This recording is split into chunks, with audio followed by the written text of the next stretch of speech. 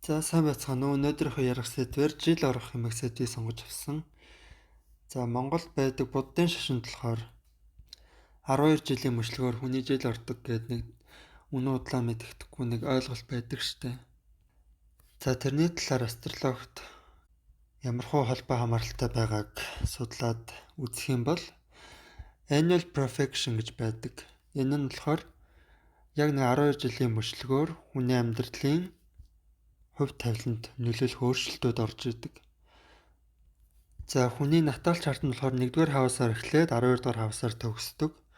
За энэ annual profection chart нь ч гэсэн бас тэрнтэй адилхан 1-р хавсаар эхлээ 12-р хавсаар төгснө.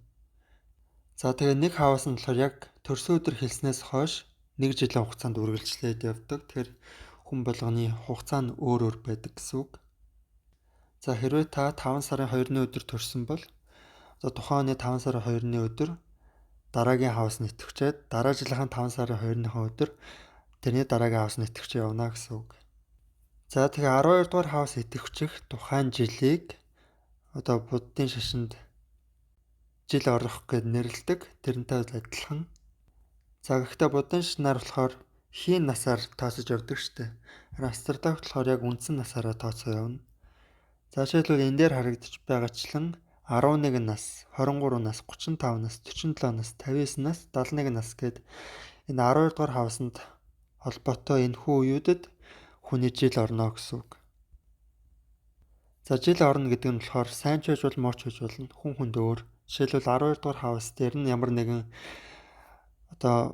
ээлтэй гариг байх юм бол тухайн жил нь хөнгөн даваад гайвуугаар авчина. За эсвэл 12 дугаар хавс дээр нь хатуу гариг байх юм бол тухайн жил орох жилээ маш хүнд өвдөх ч юм уу. Хэцүүс олон бэрхшээл туулах боломжтой. За тэгээ энэ хүү жил орох үед болохоор хүмүүст ерөнхийн анзаарэгддэг зүйл маш их ганцаарддаг. Дал тухамсарлуугаа өнгөх, цагийг ганцаараа өнгөрүүлэх, бусдаас алслагдсан хол мэдрэмж авах гэх мэтчлэн илэрч болдог.